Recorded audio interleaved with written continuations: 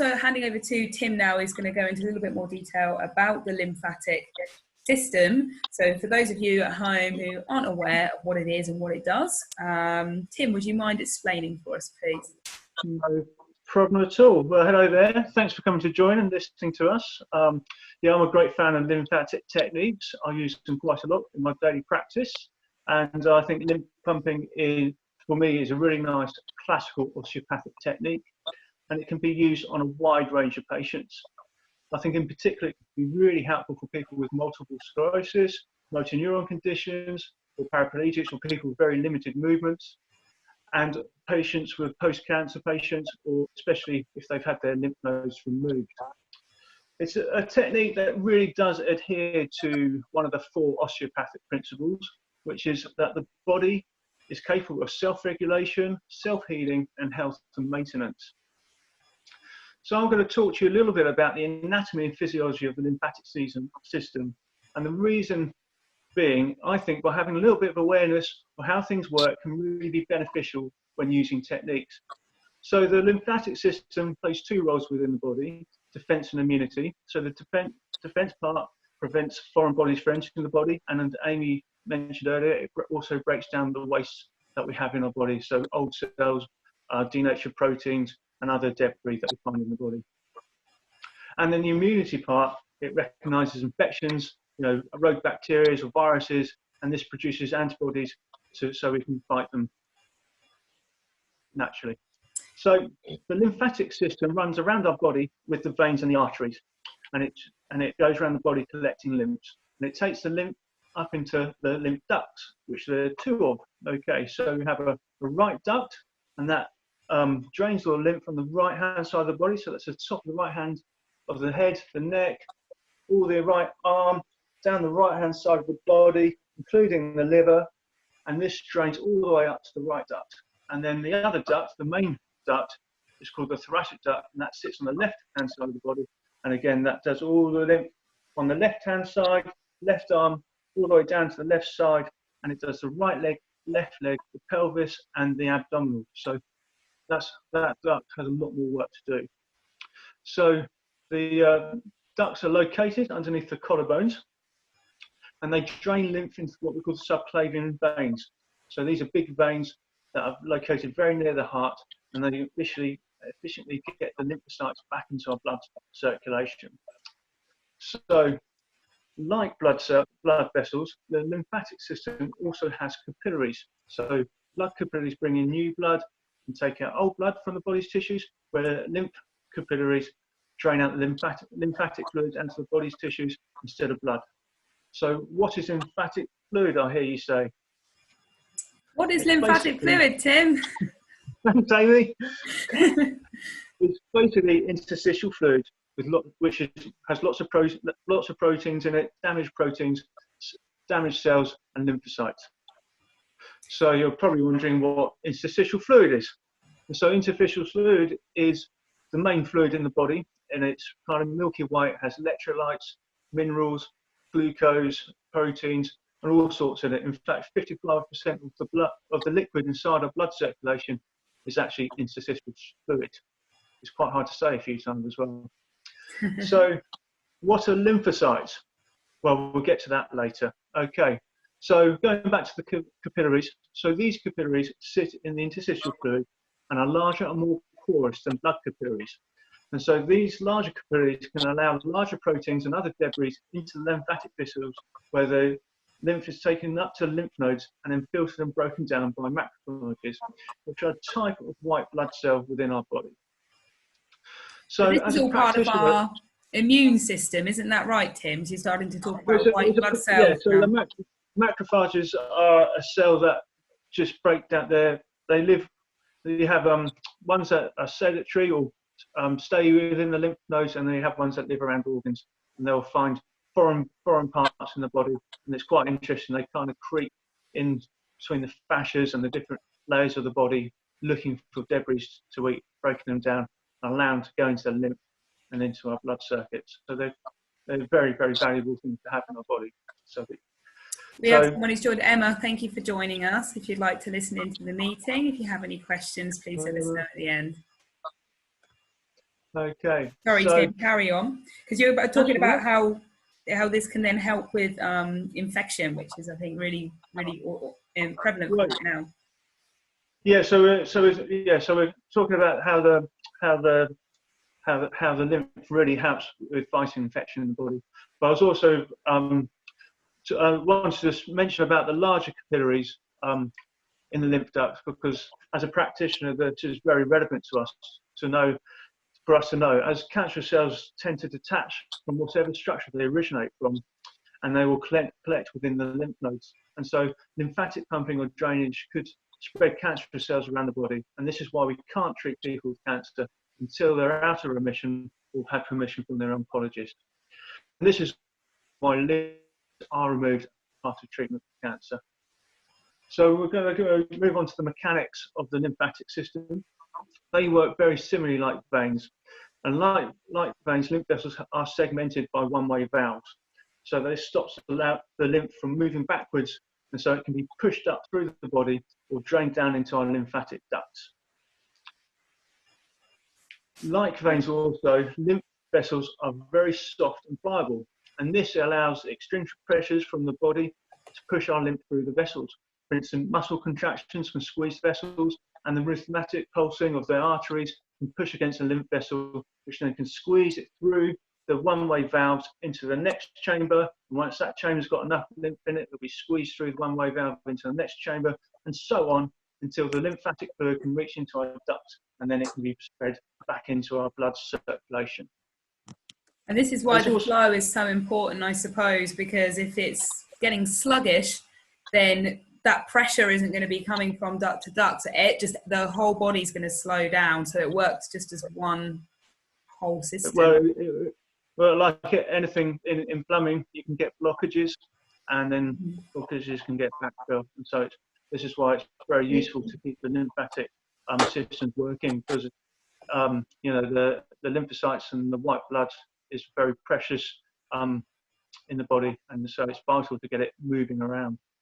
And I was just going to say, there's also external forces like massage and compression that can really influence the lymphatic ducts and allow the lymph to get through the lymph vessels and flush through the system. So it's interesting you mentioned compression there, actually, because that's a lot of what the doctors will prescribe for people who have lymphedema, isn't it? Is compression bandages.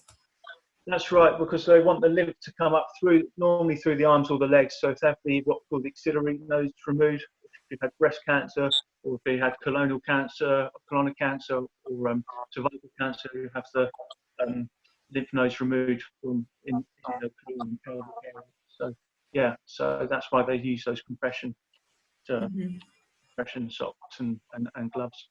So the lymphatic vessels are connected to lymph nodes, and so lymph nodes are lymphatic organs which are kidney shaped, and they can range from all sorts of sizes. They can be microscopic pinheads to the actual size of a kidney bean. And the walls of these nodes are tougher than the vessels and can sometimes be felt under the skin as hard nodules. So normally you can sometimes feel, if you've got a bit of infection in your neck, and sometimes you can feel them around sort of like the armpit area too. And lymph nodes are dotted all around the body, and usually more densely populated and larger in size in the areas where there's greater threat of invasion from rogue bacteria and viruses. So that's places like the mouth, the nose, the eyes, and in the neck area. We have a dense and a lot of lymphatic tissue in those areas. And in fact, they're more commonly known, we've probably all heard of them as referred to as tonsils and adenoids. And I think Billy's going to show us some nice techniques how we can train these areas of the body and get the lymph moving in there. So there's, as mentioned, there's large lymph vessels running down the neck and into our armpits. And this large collection of lymph vessels are there to help defend our vital organs, the heart and lungs, because obviously we can't really do much without them. And there is also a large number of lymph nodes in the pelvis and abdominal area, and these are the part of the bodies that can contain larger numbers of bacteria, so therefore they're at more risk there too. So again, it's defending the body, creating that immunity, that defense And this is why they can get swollen, I suppose, when we are feeling unwell, because they've come into that first area of defense and the nodes are backing up and so when we're fighting defense, we create more lymph fluid, the capillaries open up, which creates more lymph fluid, so there's more lymph going through the system, and so our lymph nodes tend to swell, and that's kind of what causes that swelling and that pain in there. So they can be quite sensitive sometimes to full of inflammatory markers. So that's what people might be experiencing a bit of at the moment, is those kind of swollen feeling lymph nodes, and that'll be why. They're commonly known as the glands. You know, when people say your glands are up, it's a bit of a misconception because they don't really work as glands, and from early anatomists, they kind of wrongly name things, and then once they find out how they work, they've kind of been renamed. But yeah, classically, they're your glands in your neck when you're feeling your glands. So moving back to the lymph system, so the collected lymph course through the nodes, and inside the nodes there are like a cotton wool like mesh structure, and this filters the debris that it's picked up through the system.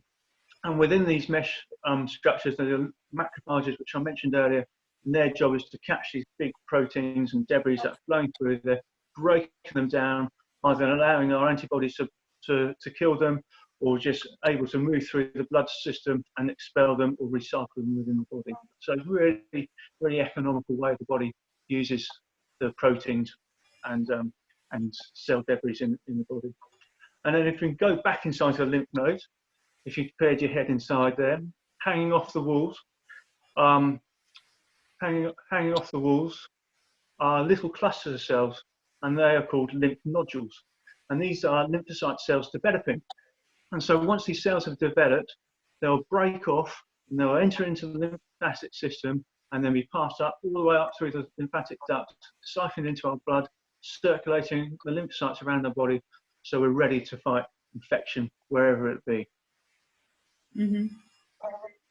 Great. So it's really reassuring to picture all of this going on beneath the surface, particularly with a lot of concerns about picking up viruses and such going on, that your body is always working in this manner, it's always preparing this for you, and it's always ready with its defenses. And that's what we want to talk about today, is really boosting those defenses, because it's right that this osteopathic approach was used during the last pandemic we have recorded. Yeah, that's right. So lymphatic pumping was widely used by osteopaths in America during the 1918 and 1919 Spanish influenza pandemic, and it had great success. And it has really well been documented about people who had the Spanish flu over this period.